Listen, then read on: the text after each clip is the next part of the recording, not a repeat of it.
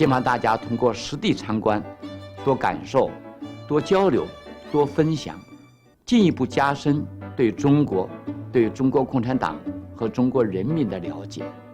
也希望大家把自己的亲身体验和中非友好的故事讲给你们的家人和朋友们，带动更多的人加入到促进中非友好的事业中来，共同推动中非合作不断向前发展。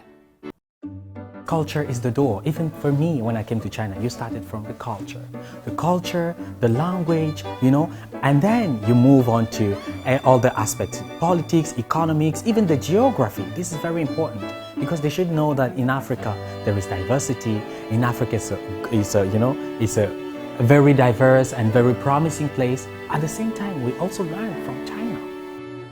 With their true wisdom and true exchanging of culture, it can make the world a better place. And I think with this youth program, it's very, very important for people to know each other. We know, we are trying to know each other traditions and our life, how is it?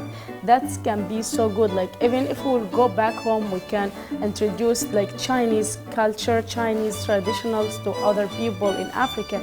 Then they can know how is the life there.